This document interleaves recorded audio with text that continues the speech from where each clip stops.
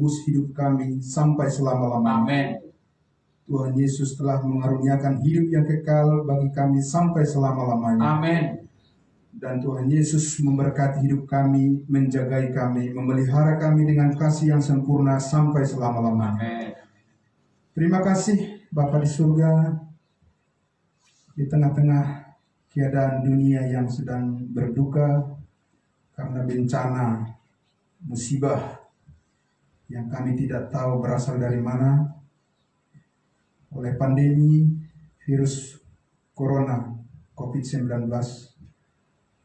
Saat ini di seluruh dunia sedang mengalami duka karena banyak anggota keluarga yang kehilangan saudara-saudaranya oleh karena penyakit yang mematikan dan tidak ada seorang pun yang mengharapkan kehadirannya. Bapa di surga, pada saat ini kami pun ya Tuhan, anak-anak-Mu, orang-orang kudus-Mu ya Tuhan, tetap berpasrah diri kepadamu. Karena Engkaulah penolong kami, Engkaulah benteng perlindungan kami. Amin. Engkaulah yang menyembuhkan segala penyakit kami. Oh, haleluya. Engkaulah yang menolong setiap orang yang saat ini sedang menderita, baik di rumah maupun di rumah sakit dimanapun, khususnya warga negara Republik Indonesia. Tuhan memberkati pemerintah kami yang terus bekerja keras untuk menangani virus corona agar warga, semua rakyat Indonesia bisa sehat kembali dan pulih kembali keadaan ekonomi bangsa kami dan pemerintahan aman dan tentram di tangan Tuhan. Berkati semua para tenaga medis yang bekerja keras, berkati semua aparat yang bekerja keras dan bekerja sama dengan masyarakat juga semuanya yang berpartisipasi. Amin. Untuk mendukung pemutusan penyebaran daripada virus corona. Tuhan memberkati semuanya mereka atas jerih payah yang mereka lakukan. Demikian juga semua anak-anak Tuhan, orang-orang kudus-Mu dimanapun berada. Engkau yang melindungi, Engkau yang memelihara semuanya. Dengan kasih karunia Tuhan kami percaya Engkau memberikan kepada kami pemeliharaan yang sempurna. Kami tidak akan takut menghadapi bencana karena kami tahu ada kuasa Tuhan yang sempurna memelihara hidup kami semua. Oleh karena itu Bapa di surga, sebagai ucapan syukur kami kepadamu, pada siang hari ini kami akan tetap fokus kepada kehendak Tuhan. Amin. Agar firman-Mu terus menguasai hidup kami. Kebenaran-Mu terus menguasai hati dan pikiran kami. Sehingga apapun tantangan persoalan dalam hidup ini, kami tahu Tuhan kami lebih besar daripada semua masalah. Engkau telah mengalahkan maut dan mengalahkan kuasa dosa. Dan Engkau juga telah menjadikan kami menjadi orang-orang benar di hadapan-Mu. Oh, haleluya. Dalam nama Tuhan Yesus kami berdoa. Kau memberkati semua saudara kami, baik yang hadir di tempat ini sebagai kru, sebagai petugas untuk live streaming ibadah kami. Juga semua saudara-saudara kami yang mengikuti secara online, baik di rumah maupun dimanapun mereka berada. Tuhan memberkati dengan kebenaran kuasa firman. Dalam nama Tuhan Yesus kami berdoa. Haleluya. Amin. Amin. Amin. Silakan duduk.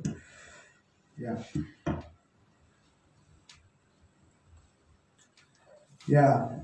Salam kudus. Shalom. Shalom. Puji nama Tuhan.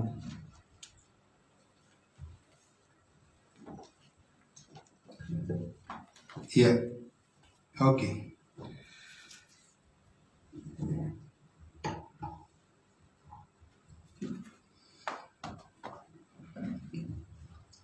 Baik. Bapak Ibu Saudara yang dikasihi Tuhan Yesus,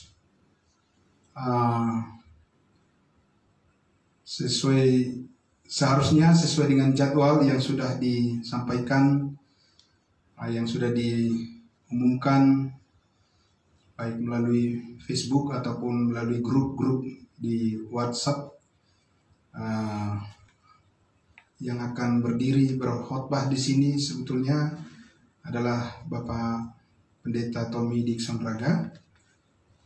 Namun karena satu dan lain hal terkait dengan kondisi pandemi yang terjadi saat ini, maka beliau belum bisa hadir, dan mudah-mudahan ke depan bisa sampai ke tempat ini. Kita doakan semuanya baik-baik saja, dan semua saudara-saudara kita dipelihara, dilindungi oleh kasih Kristus. Dan saya akan membawakan firman Tuhan pada hari ini. Diberkati semuanya saudara-saudaraku, baik yang hadir di sini maupun yang sedang mengikuti secara online, baik di Facebook, terima kasih, maupun di YouTube channel Gerika Makedonia. Terima kasih semuanya, dan biar kita semua bersama-sama menikmati persekutuan kita pada hari ini, meskipun lewat udara, tapi kita percaya bahwa Tuhan kita berkuasa untuk menyatukan kita semuanya di dalam kebenarannya. Amin.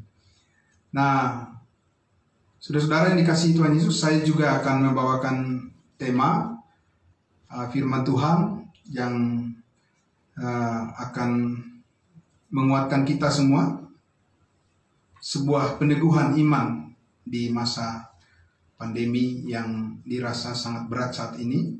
Ya, kita doakan biar cepat berlalu. Amen. Agar semua kehidupan bisa normal berjalan kembali.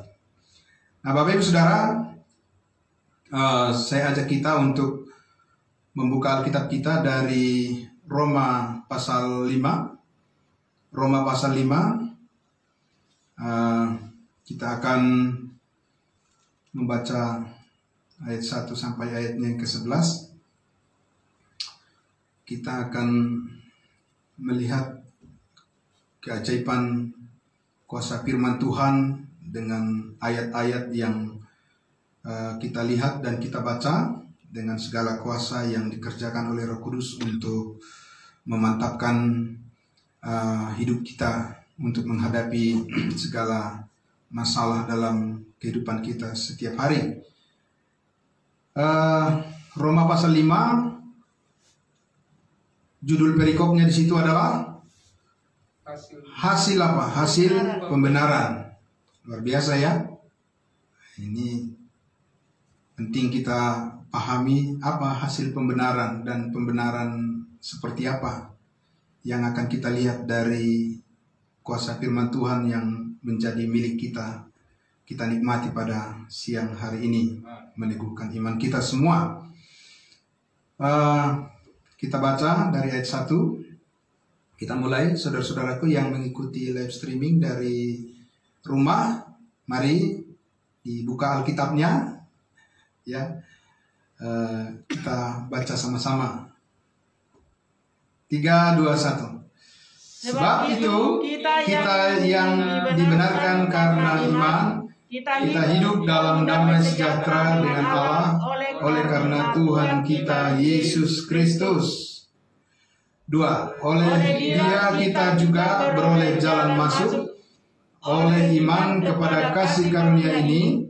Di dalam kasih karunia ini kita berdiri dan kita bermegah dalam pengharapan akan menerima kemuliaan Allah.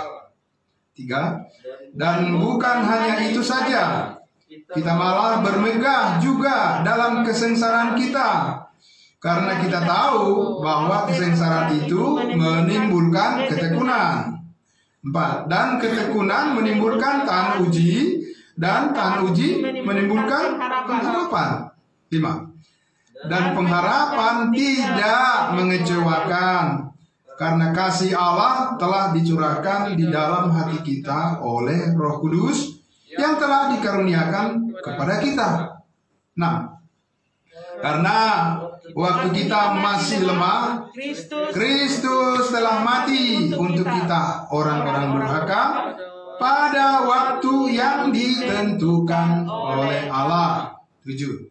Sebab tidak mudah seorang mau mati untuk orang yang benar, tetapi mungkin untuk orang yang baik ada orang yang berani mati. 8. Akan tetapi Allah menunjukkan kasih-Nya kepada kita oleh karena Kristus telah mati untuk kita ketika kita masih berdosa. 9. Lebih-lebih karena kita sekarang telah dibenarkan oleh darah-Nya, kita pasti akan diselamatkan dari murka Allah. Situan 10.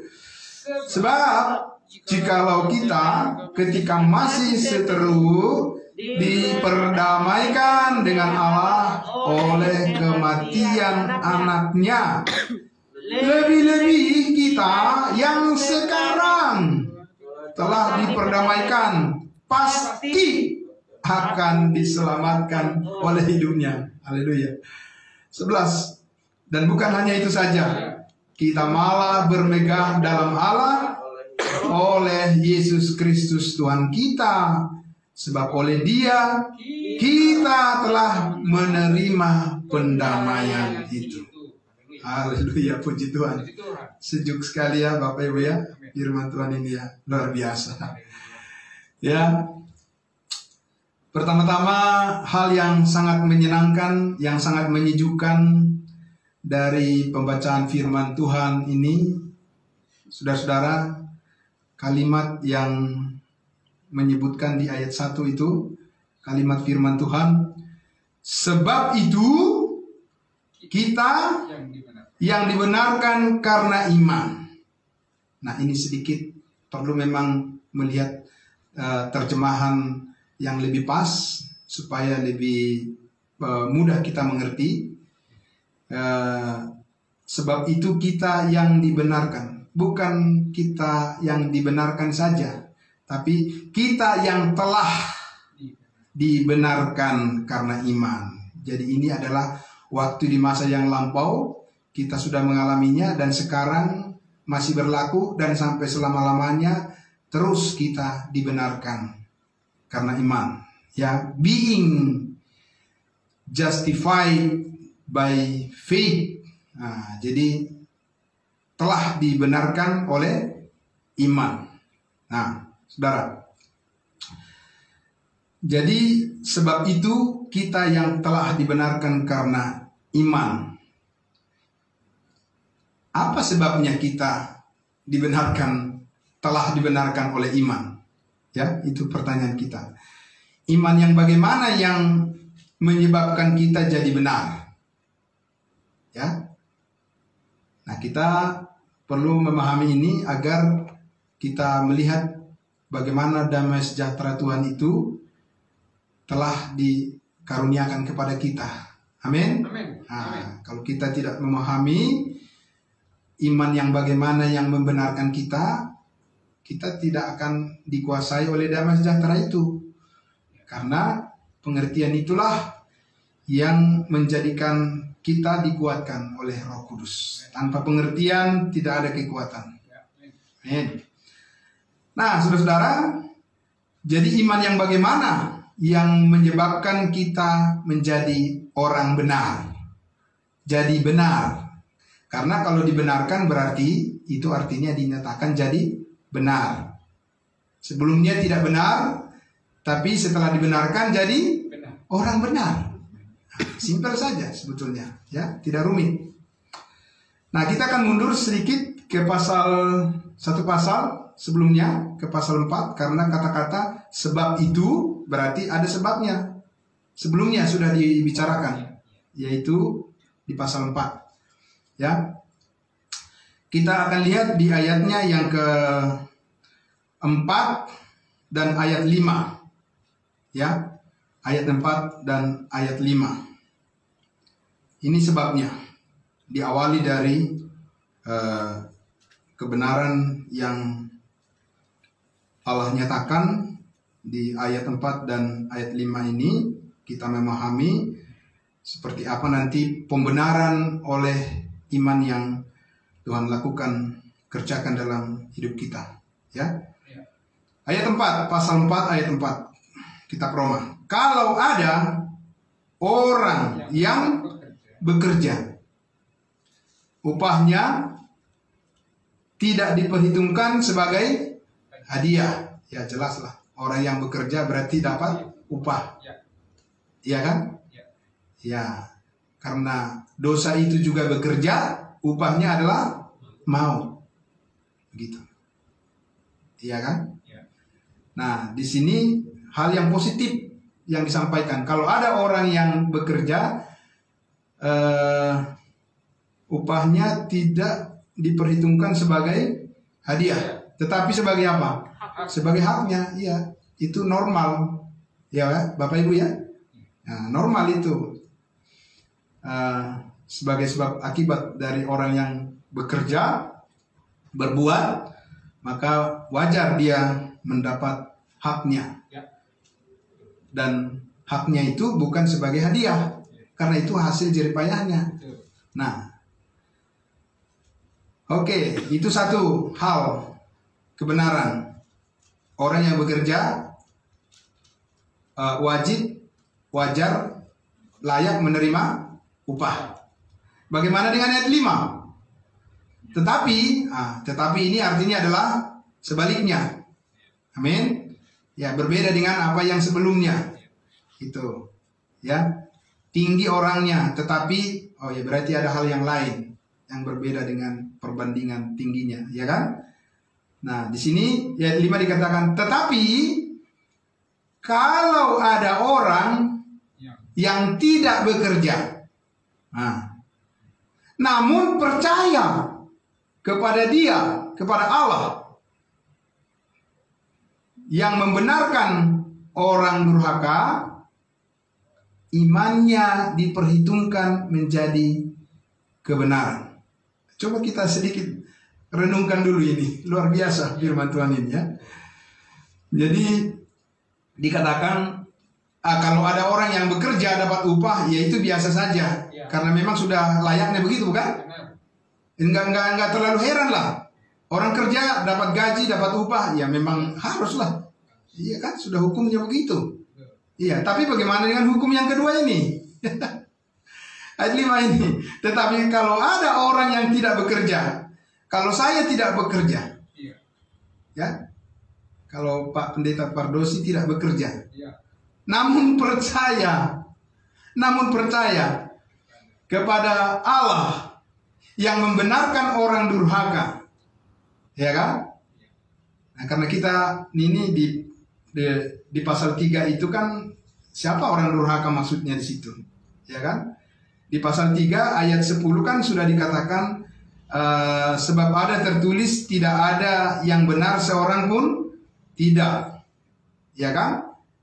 Kemudian di di ayatnya yang ke-23 pasal 3 itu, karena semua orang telah berdosa dan telah kehilangan kemuliaan Allah. Itulah yang dimaksud dengan orang durhaka. Orang durhaka itu adalah orang yang terputus hubungannya dengan Tuhan karena dosa. Ya. Ya, orang berdosa itu disebut orang durhaka. Ya kan? Nah, artinya orang yang belum dibenarkan. Nah, jadi ayat 5 ini, kalau ada orang yang tidak bekerja, kalau saya tidak bekerja, namun saya percaya kepada Tuhan, kepada Allah yang membenarkan orang durhaka, orang berdosa, karena semua orang berdosa. Kalau saya orang berdosa, saya percaya saya dibenarkan oleh Allah, maka imannya diperhitungkan menjadi kebenaran. Ini yang sangat luar biasa, ya. Karena pada umumnya orang tidak menerima pernyataan ini sebagai hal yang umum, ya, dipahami bahwa orang yang bekerja kalau tidak bekerja masa bisa jadi benar, ya kan? Kalau ada orang yang bekerja, yang berbuat, baru bisa dia jadi benar. Kan begitu logika manusia kan Pak, Bapak Ibu ya. Itu logika manusia. Nah ini, ya kan, akal pikiran manusia seperti itu. Tidak mungkin bisa jadi benar kalau tidak berbuat. Tapi lihat kebenaran yang sejuk, yang luar biasa ini. Kalau ada orang yang tidak berbuat, tidak melakukan apapun, tapi percaya kepada Allah yang membenarkan orang berdosa, imannya itu membuat orang itu, ya, iman itu membuat orang tersebut yang percaya itu menjadi benar di hadapan Allah. Nah, kok bisa? Cara penilaiannya dari mana? Ya kan, Pak? Nggak berbuat kok bisa jadi benar gitu. Nah, Bapak Ibu sekalian yang dikasihi Tuhan Yesus, nah itulah apa yang tidak mungkin bagi manusia sangat mungkin bagi Allah. Amin. Intinya di situ, ya. Alkitab mengatakan tanpa perbuatan manusia bisa jadi benar. Wah, sepertinya akan banyak orang yang menentang itu ya Pak ya. Anda bisa jadi benar kalau nggak berbuat. Berbuat aja belum tentu benar. Apalagi nggak berbuat gitu ya kan. Nah, rahasia ini yang harus diketahui. Kalau rahasia kebenaran firman Tuhan ini tidak diketahui, maka itulah sebabnya kebingungan itu merajalela kemana-mana. Ya, tapi kalau kita mengerti, maka damai sejahtera Tuhan akan melengkapi hidup, akan menyempurnakan hidup kita, ya. Nah, saudara-saudara, sekarang kita lihat bagaimana bisa orang yang tidak bekerja, yang tidak berbuat bisa jadi benar, ya. Ini luar biasa ini. Kita lihat dulu di pasal 4-nya itu ayat 1. Nggak jauh-jauh Pak, Bapak Ibu, tidak jauh-jauh dari situ sudah dirangkum semua oleh Rasul Paulus yang dipakai oleh Tuhan menyatakan kebenaran karena iman.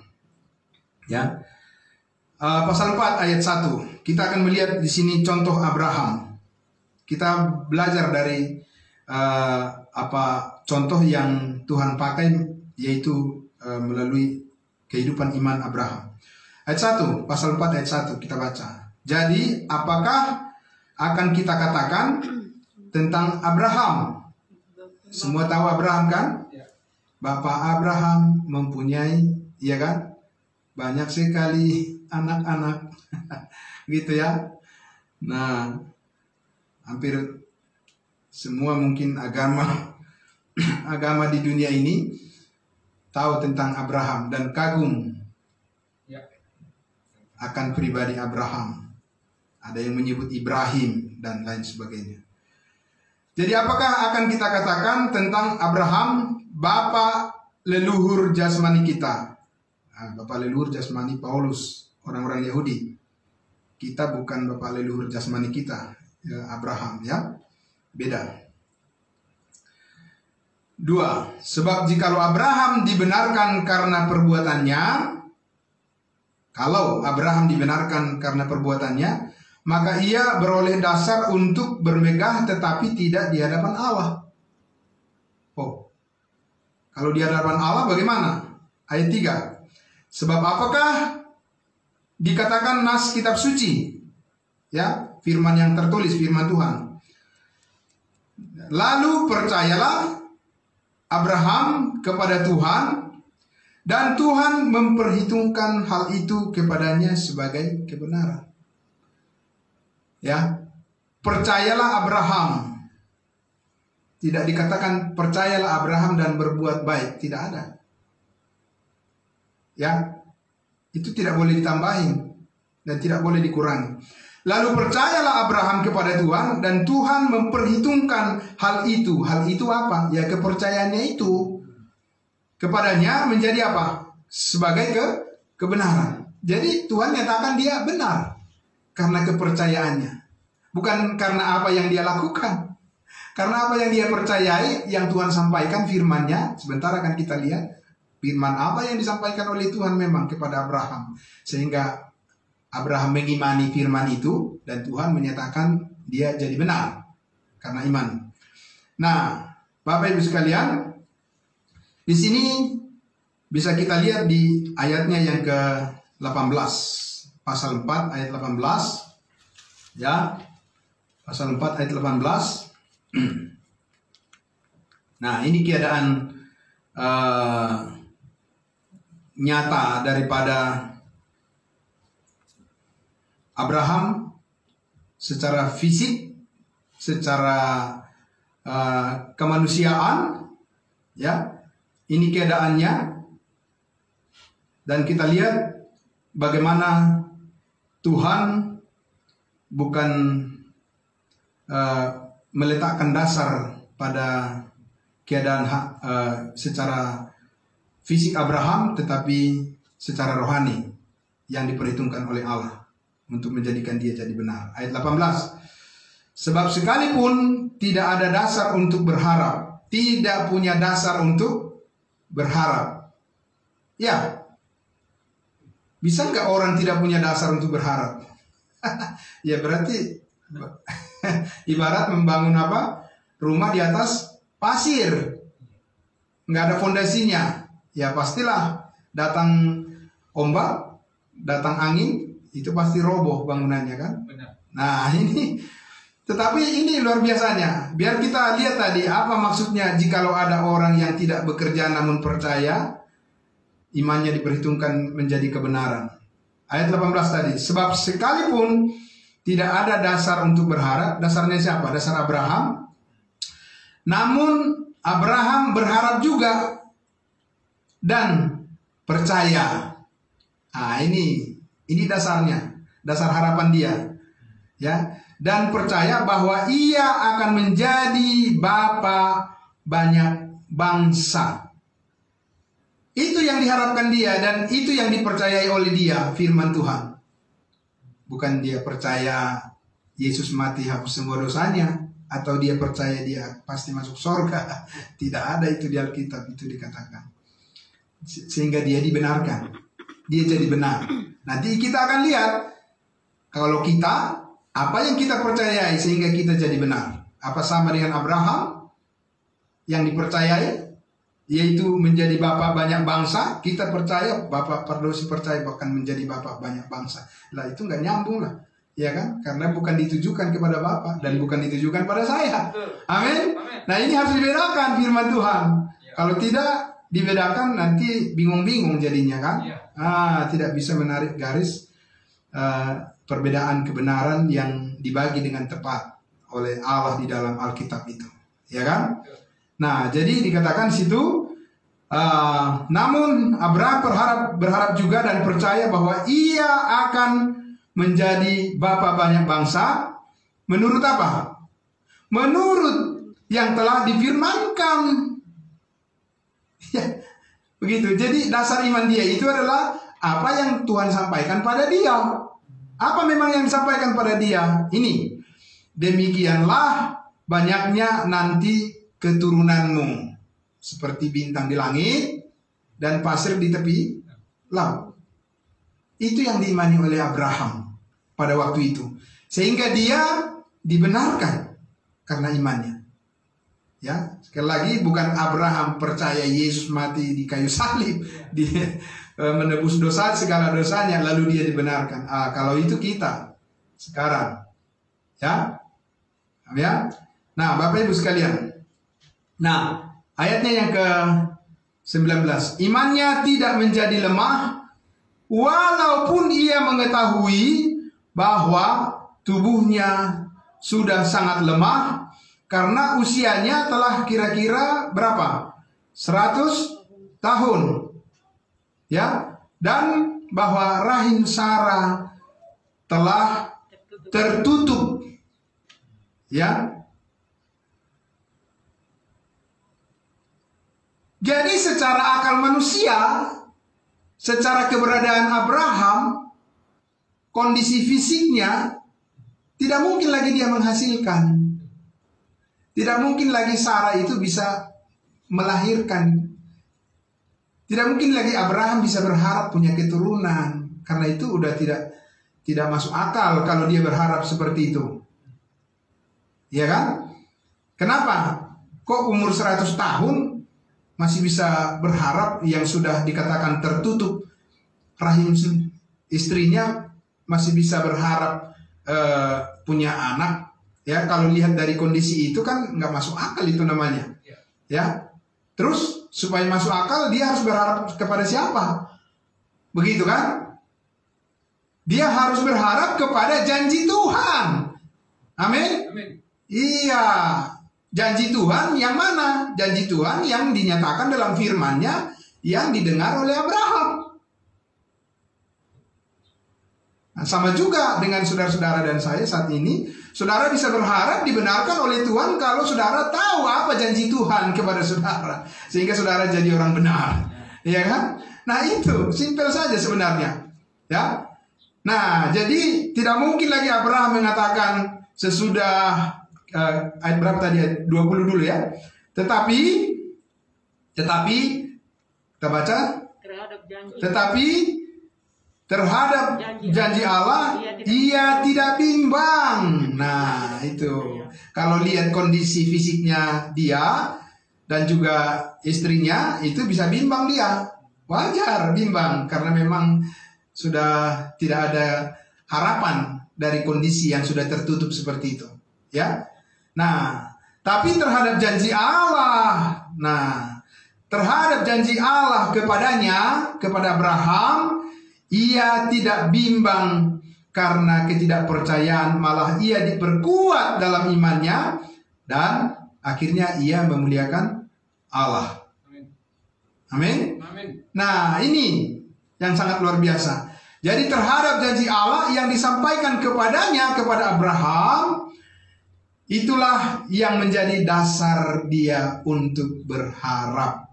Apa yang tidak mungkin bagi manusia sangat mungkin bagi Tuhan. Dia tidak ragu lagi kepada apa yang dikatakan oleh Tuhan, meskipun dia melihat kenyataan itu tidak mungkin. Itu namanya iman. Amin. Iya, luar biasa. Iya. Apa saudara-saudara lihat Yesus tergantung di atas kayu salib? Tidak, bukan? Tidak ada yang kita lihat itu. Tapi kita begitu teguh mengimani Yesus tergantung di atas kayu salib, dia dikuburkan, dia mati, dikuburkan, bangkit untuk mengampuni segala dosa kita. Amin. Karena janji Tuhan di dalam firman-Nya. Di dalam Alkitab. Itu yang dikatakan oleh Tuhan kepada kita saat ini, sehingga kita dibenarkan, kita jadi benar. Nah, Bapak Ibu sekalian, itu satu contoh. Yang kedua, kemudian diambil lagi contoh yang lainnya, itu Daud. Di ayatnya yang ke-6, pasal 4. Tadi Abraham, ayat 1 sampai 3.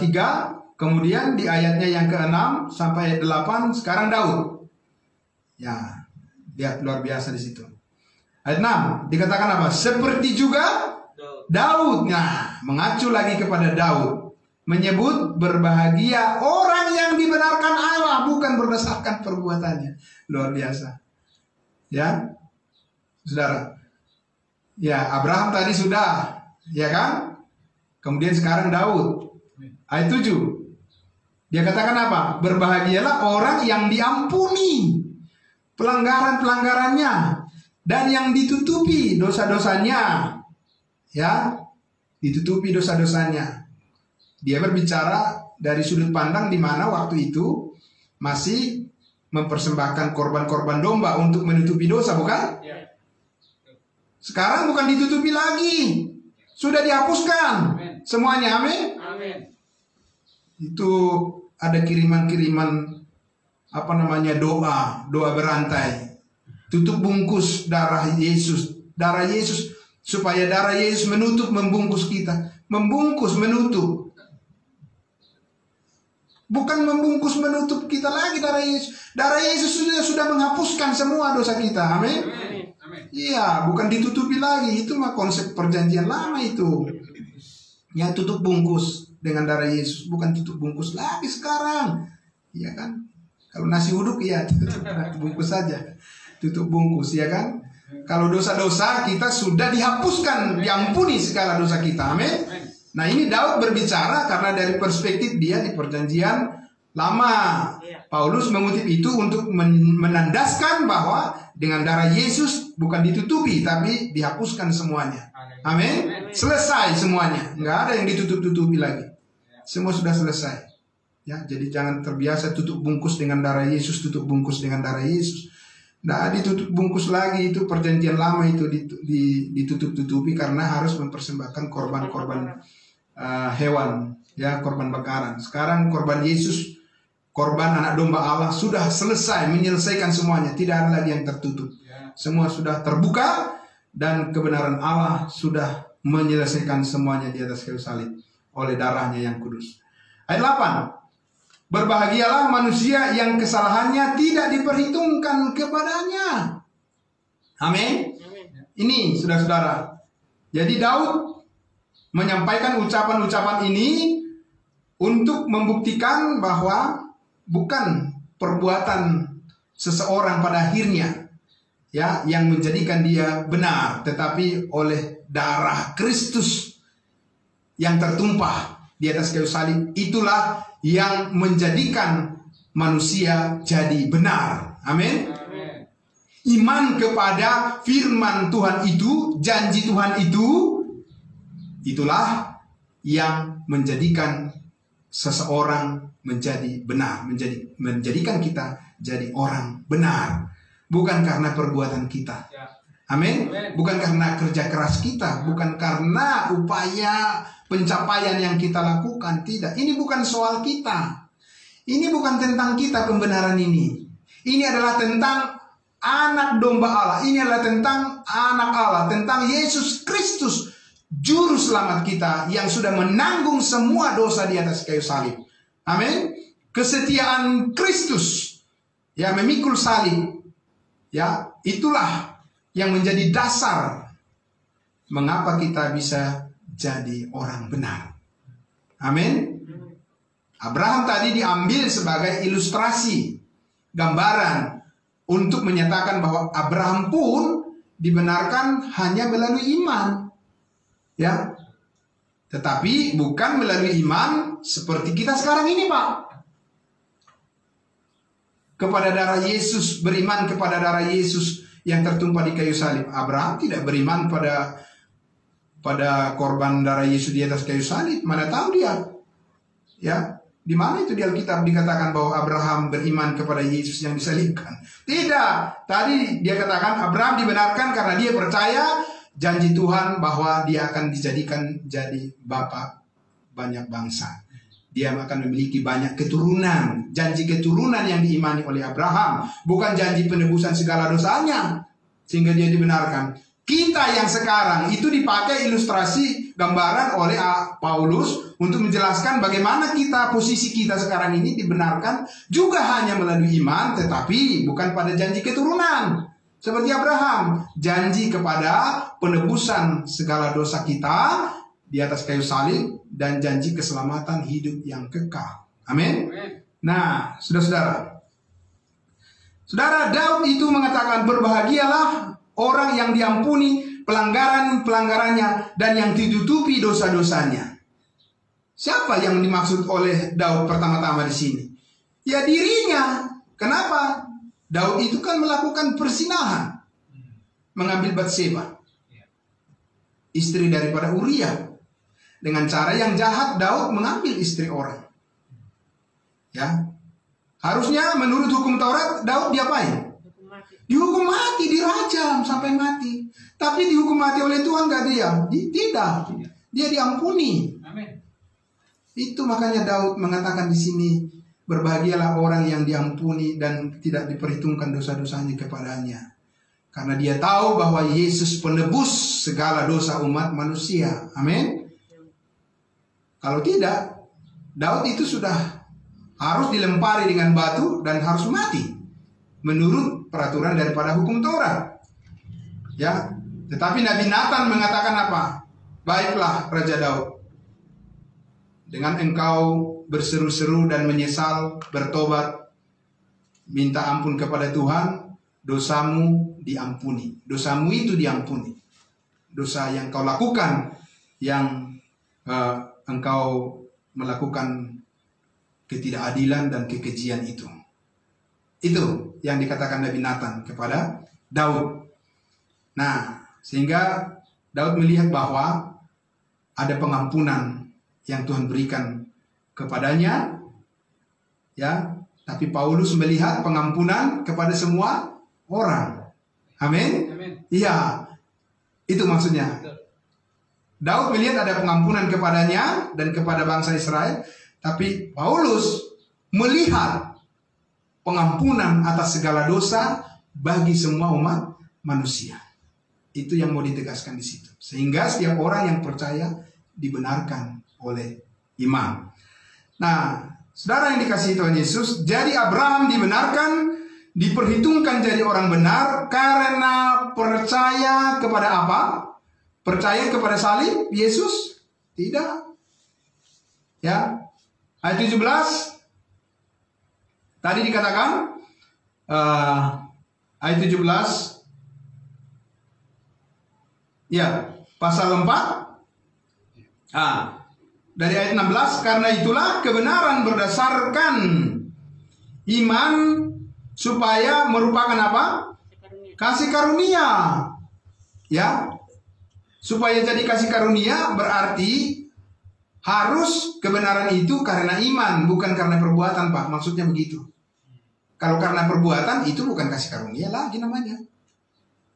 Paham ya? Nah, karena itulah kebenaran berdasarkan iman supaya merupakan kasih karunia, sehingga janji itu berlaku bagi semua keturunan Abraham, bukan hanya bagi mereka yang hidup dari hukum Taurat. Siapa yang hidup dari hukum Taurat? Orang Israel, keturunan Abraham secara fisik, ya. Tetapi juga bagi mereka yang hidup dari iman Abraham. Sebab Abraham adalah bapa kita semua. Dalam hal apa? Abraham adalah bapa kita semua dalam hal iman, yaitu sama-sama dibenarkan hanya melalui iman. Itu konteksnya di sini. Bukan Abraham itu adalah bapak kita dalam janji-janji Tuhan terkait dengan masa depan bangsa Israel. Tidak. Kan di Efesus 2 sudah dikatakan ayat 11 sampai 12 bahwa kamu dahulu ya tanpa Kristus, bukan kewargaan Israel, tidak memperoleh perjanjian-perjanjian yang Allah lakukan pada Israel, tanpa Allah dan tanpa pengharapan di dunia, kan? Itu keadaan kita bangsa lain dulu. Tapi ada kaitan kita dengan Abraham sebagai bapak orang beriman, yaitu ketika Abraham itu belum disunat, dia dibenarkan hanya melalui iman, ya, sebelum dia disunat. Karena setelah dia disunat di Kejadian pasal 17, Pak, yang Bapak sampaikan dalam khotbah minggu lalu, itu sudah berkaitan janji dengan keturunannya Israel. Karena itu sudah berkaitan dengan perjanjian sunat. Tapi sebelum dia disunat, dia sudah percaya tanpa perbuatan. Sunat itu kan perbuatan. Hukum Taurat itu kan perbuatan. Dan bukan itu sekarang yang membenarkan orang dalam konsep itu. Tapi dalam konsep sebelum Abraham disunat, dia sudah percaya kepada Allah tanpa perbuatan, bahwa dia dibenarkan karena dia percaya dia akan memperoleh keturunan yang banyak.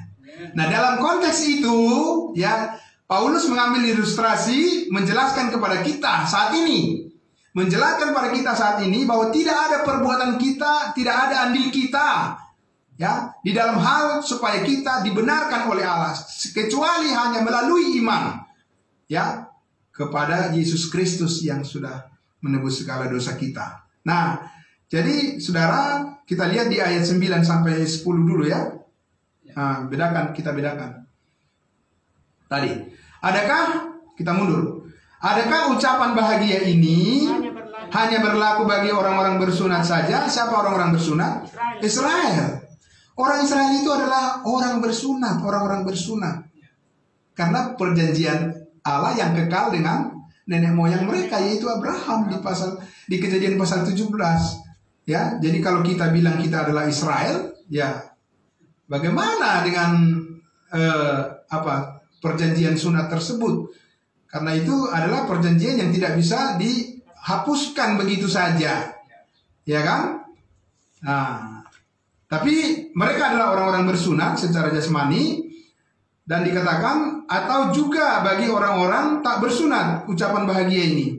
Sebab telah kami katakan bahwa kepada Abraham iman diperhitungkan sebagai kebenaran. Ya.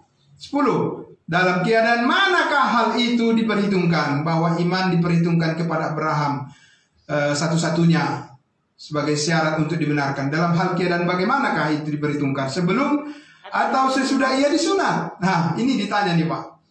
Jadi Paulus bertanya, dalam konteks kaitan dengan kita dibenarkan oleh iman itu, kalau kita pakai Abraham itu sebagai ilustrasi atau sebagai contoh, sebagai teladan kita, yang mana Abraham yang di posisi yang mana?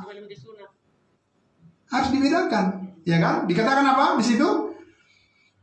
Bukan sesudah disunat. Lanjut ya. Sebelum atau sesudah ia disunat? Ditanya, bukan sesudah ia disunat, tetapi sebelumnya. Nah, dalam kaitan itu kita mengatakan Abraham merujuk pada Abraham adalah bapak kita. Sebelum dia disunat, karena kita adalah orang-orang yang tidak bersunat. Jadi Abraham itu dia dua figur, ya bisa dikatakan jadi satu pribadi, jadi dua figur. Satu figur untuk orang yang tidak bersunat sebelum dia disunat, yaitu untuk kita sekarang ini. Tapi kedua, dia menjadi bapak orang beriman bagi orang-orang yang bersunat sesudah dia disunat. Sebelum dia disunat, dia percaya di Kejadian berapa? Kejadian 12 kan? Sebelum dia disunat itu di Kejadian 12. Begitu. Nah, pada saat dia disunat di Kejadian berapa? Kejadian 17. Jelas sekali itu. Jadi dalam kaitan itu, Bapak Ibu Saudara yang dikasih Tuhan, makanya kita dihubungkan dengan Abraham. Bukan dalam kaitan perjanjian tanah, pusaka, dan keturunan yang banyak, dan juga kerajaan di bumi. Tidak. Ya. Sebab sekarang kita juga dibenarkan hanya melalui iman.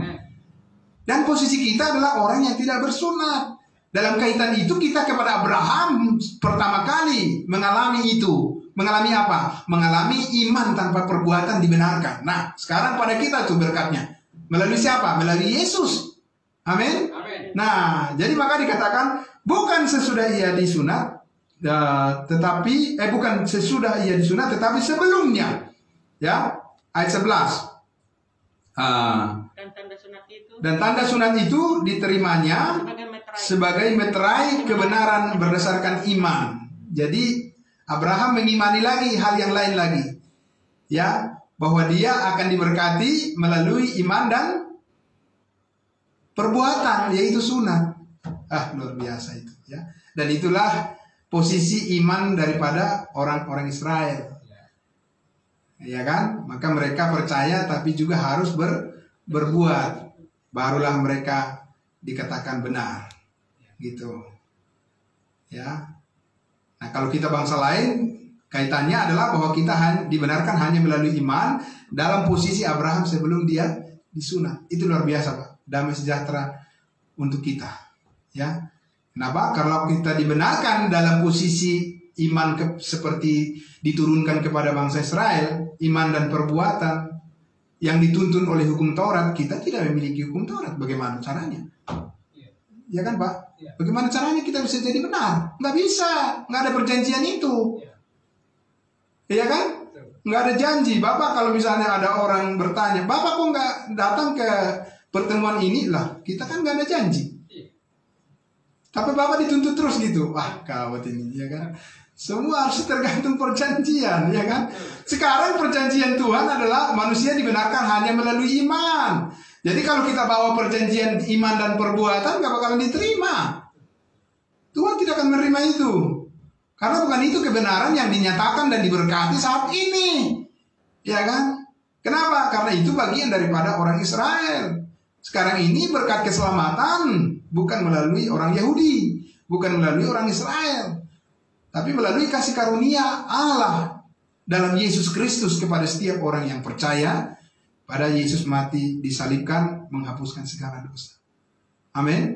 Ini yang dimaksud tadi, bagaimana maksudnya iman, kita dibenarkan hanya melalui iman, ya.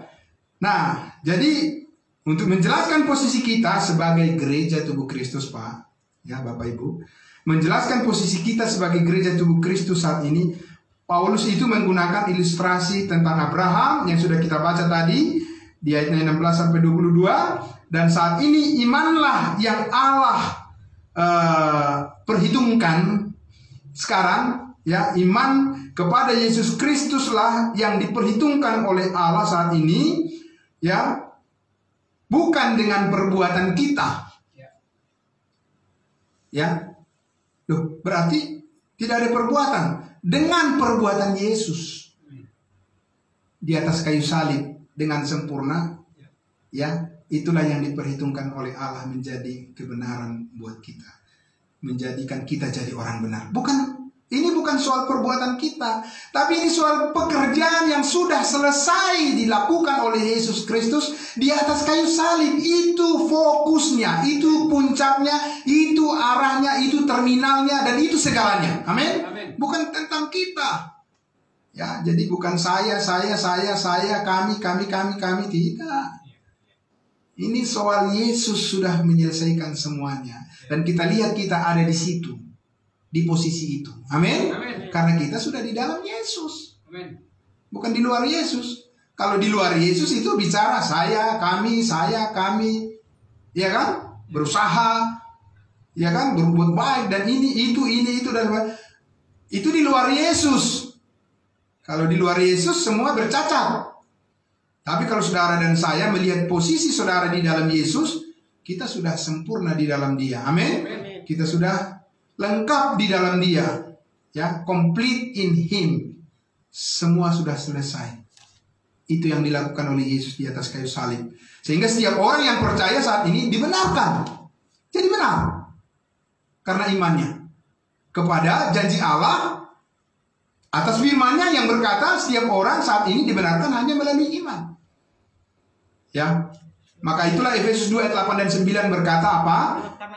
Sebab karena kasih karunia kamu diselamatkan melalui iman.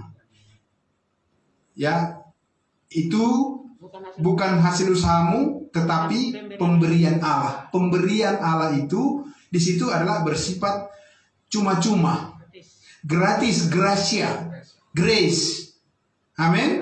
Ya, itu bukan soal kita, bukan soal apa yang kita capai, bukan. Apa yang dicapai oleh Yesus di atas kayu salib.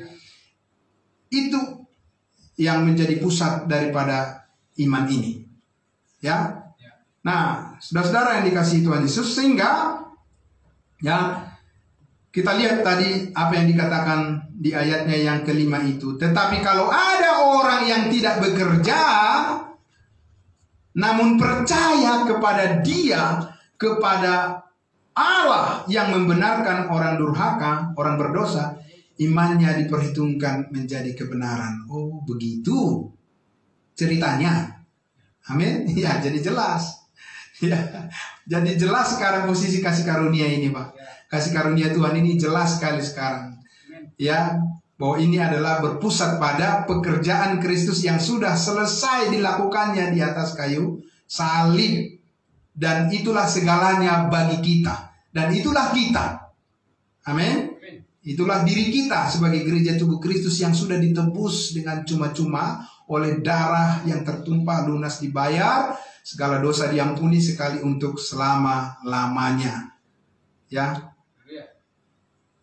Nah, ilustrasi gambaran tentang Abraham dan Daud ini menuju ya penjelasan tentang kita saat ini gereja tubuh Kristus di ayatnya yang ke-23 ya, di ayat 23 pasal 4 tadi dikatakan sesudah dijelaskan ilustrasi gambarannya ya Pak ya, bagaimana manusia dibenarkan, bagaimana pribadi Abraham dibenarkan hanya melalui iman, dan juga Daud yang diampuni segala dosanya bukan karena perbuatannya.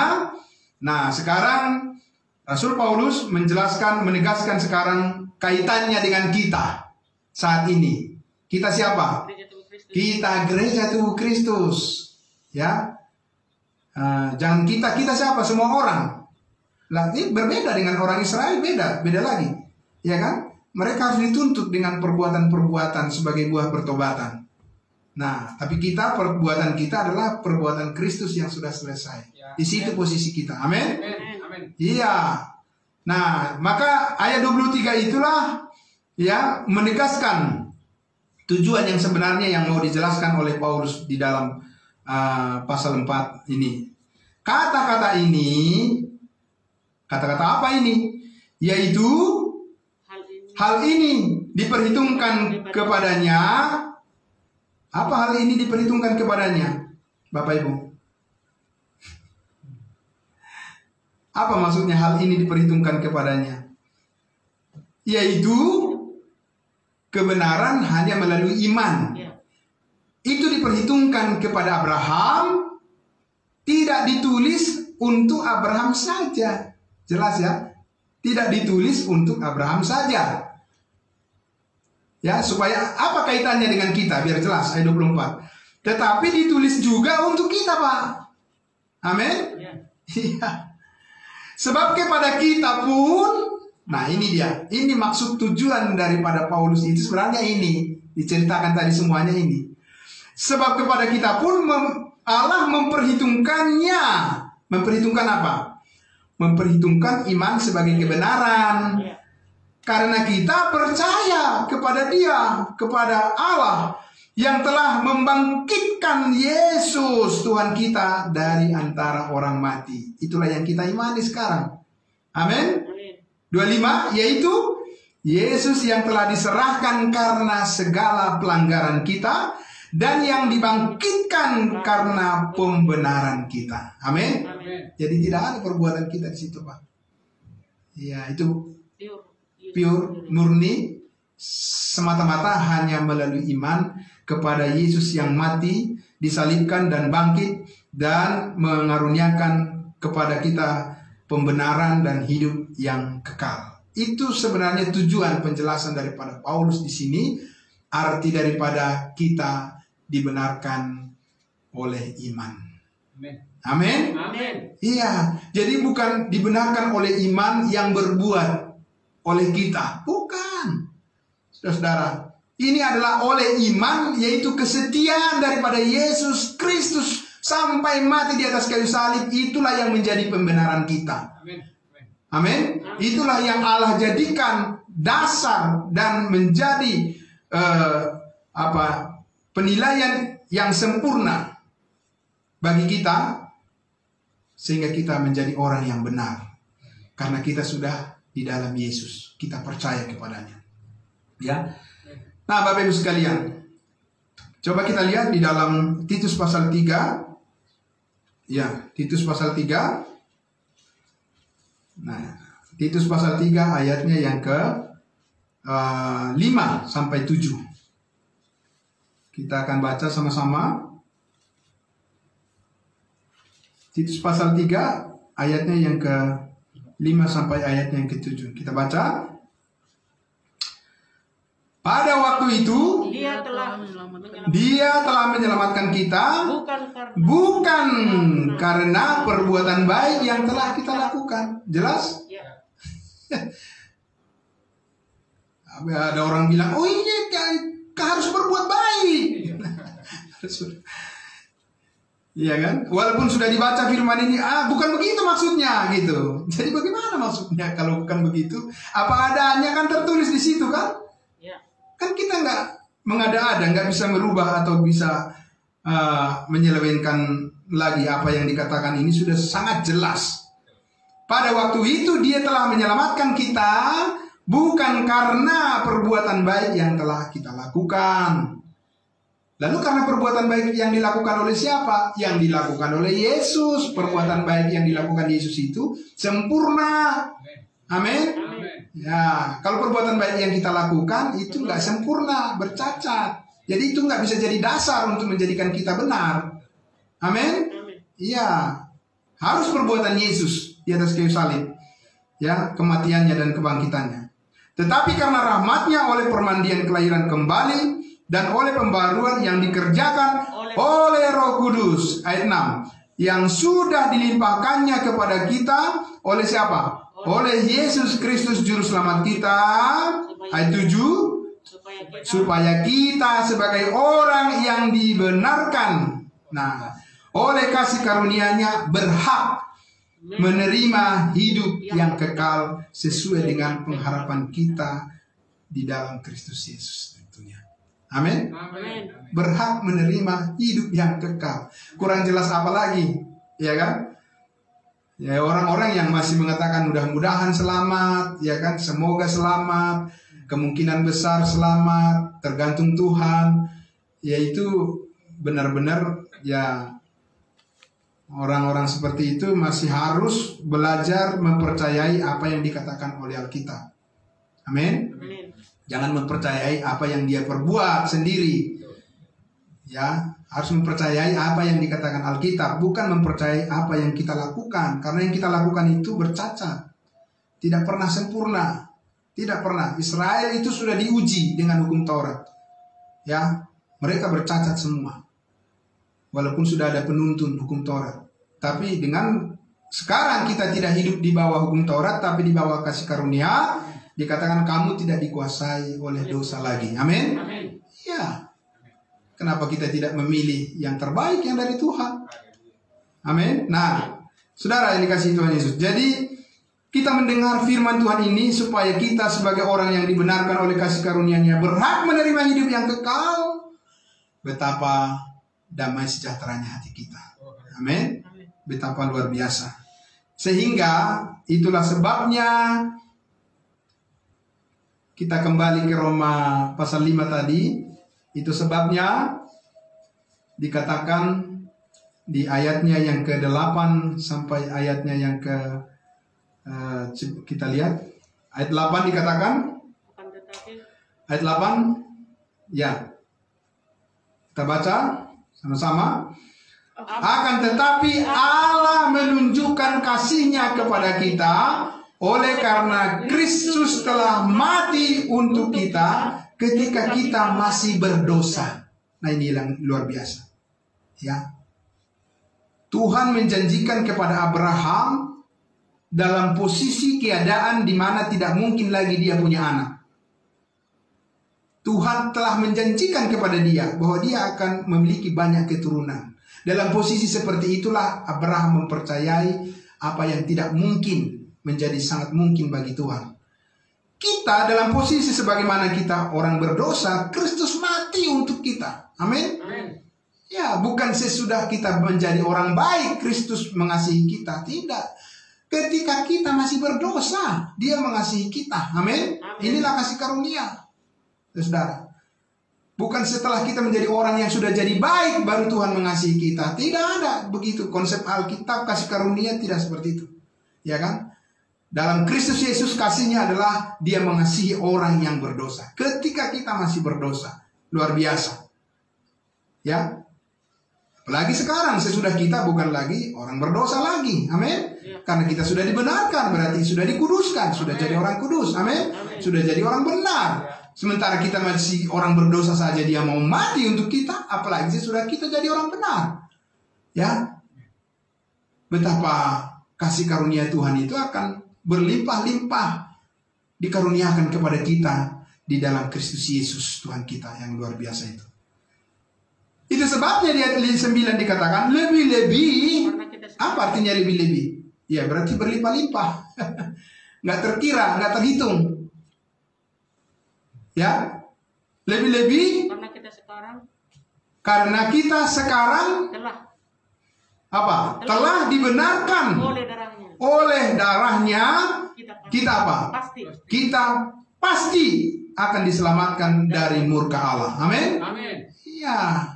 Bukan mudah-mudahan diselamatkan dari murka Allah. Ya. Saudara-saudara. Saat ini virus corona, pandemi ini bukan murka Allah. Allah tidak memurkai manusia saat ini, tidak. Dia menyelamatkan setiap orang yang percaya saat ini. Amin. Iya. Allah bukan sedang menghukum dunia saat ini, tidak. Anaknya sudah mati di atas kayu salib sebagai bukti kasih yang terbesar dari Allah. Bukan bukti hukuman yang terbesar dari Allah. Kematian anaknya yang tunggal Yesus Kristus itu tidak. Bukti kasihnya yang terbesar bagi dunia. Dan itu sudah 2000 tahun yang lalu. Sampai sekarang juga kasihnya itu masih diberikan dan secara terbuka ditawarkan kepada semua orang yang percaya memperoleh hidup yang kekal. Amin. Ya. Sakit penyakit bukan hukuman dari Allah. Karena Allah sudah mengorbankan anaknya yang tunggal Yesus Kristus menjadi kasih karunia keselamatan bagi setiap orang yang percaya saat ini. Ya. Nah, itu sebabnya saudara-saudara, dikatakan karena kita sudah dibenarkan, kita pasti diselamatkan dari murka Allah. Amin. Ini sukacita damai sejahtera kita. Bukan mudah-mudahan, keyakinan yang pasti dari firman Allah yang tidak bisa berubah sampai selama-lamanya. Ayat 10. Sebab jikalau kita ketika masih seteru diperdamaikan dengan Allah oleh kematian anaknya. Oleh apa? Oleh kematian anaknya. Lebih-lebih kita yang sekarang telah diperdamaikan pasti akan diselamatkan oleh hidupnya. Amin. Bukan pastinya manusia ini pastinya dari Tuhan, dari firman Allah yang setiap hari, setiap jam, setiap detik bisa kita baca, pasti, dan pasti. Amin. Tidak akan berubah. Orang-orang saja yang suka dengan mengatakan mudah-mudahan, semoga, mudah-mudahan, semoga Tuhan menerima di sisinya. Tidak ada mudah-mudahan, semoga. Kalau sudah berbicara tentang kebenaran di dalam Kristus adalah apa? Pasti diselamatkan. Amin. Amin. Saudara-saudara, saudaraku yang dikasihi Tuhan Yesus, karena itu adalah kunci kekuatan iman kita, imun kita, dan rasa aman kita. Di mana kuncinya, saudara-saudara, dalam hidup ini? Percayalah kepada janji firman Tuhan. Amin. Itu intinya. Bukan soal seberapa besar kepintaran, kekuatan, kebolehan, pencapaian manusia. Sudah pasti mereka bisa menyelesaikan masalah virus corona ini kalau memang karena kepintaran manusia dan kehebatan manusia. Saudara-saudara. Ya. Bukankah banyak di dunia ini yang sudah disanjung-sanjung kepintarannya? Bukankah sudah banyak di dunia ini yang sudah disanjung-sanjung kehebatannya, teknologinya, dan segala macam? Tapi kenapa kalau sudah terjadi masalah, ya seperti pandemi virus corona ini, semuanya harus kembali percaya kepada janji Tuhan. Amin. Itu intinya. Percaya kepada janji Tuhan, kasih karunia-Nya, kita pasti diselamatkan dari murka Allah. Ya, kita pasti diselamatkan dari segala persoalan-persoalan dalam kehidupan kita ini. Yang terpenting adalah kita selalu patuh pada firman Tuhan dan kita berhikmat.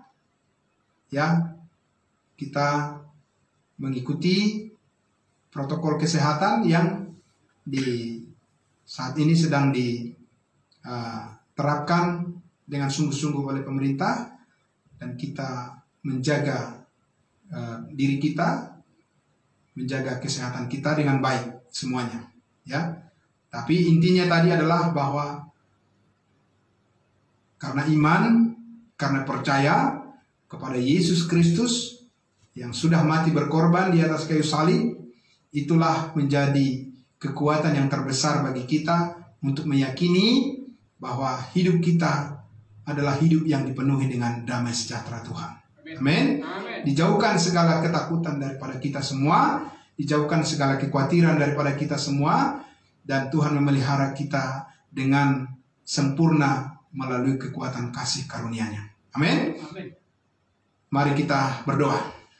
Terima kasih Bapa di dalam surga, kami sangat bersyukur ya Tuhan, oleh karena damai sejahtera Tuhan selalu menguasai hati dan pikiran kami, sehingga kekhawatiran, ketakutan dijauhkan dan digantikan dengan sukacita yang besar di dalam Kristus. Apapun yang kami hadapi di dalam dunia ini, kami tahu ini semuanya hanya bersifat sementara. Karena di dalam Kristus Yesus Engkau telah membenarkan kami, telah menguduskan kami, dan Engkau telah menjadikan kami pewaris sorga untuk selama-lamanya. Sehingga kami percaya bahwa hidup kami semua kami pasrahkan hanya kepada Tuhan, dan Engkau yang menjadikan segala sesuatunya indah pada waktunya. Dan pertolongan-Mu tidak pernah terlambat hadir, tidak pernah terlambat datang. Engkau selalu melengkapi hidup kami dengan keyakinan daripada firman-Mu ya Tuhan, dan diberkatilah semua orang yang percaya kepada janji firman Tuhan. Oleh kasih karunia-Mu, kami diselamatkan untuk selama-lamanya. Dalam nama Tuhan Yesus kami berdoa. Puji Tuhan. Haleluya. Amin. Amin. Terima kasih. Tuhan Yesus memberkati. Ya, saya kembalikan kepada Pak Pendeta Pardosi untuk memimpin kita untuk ibadah selanjutnya.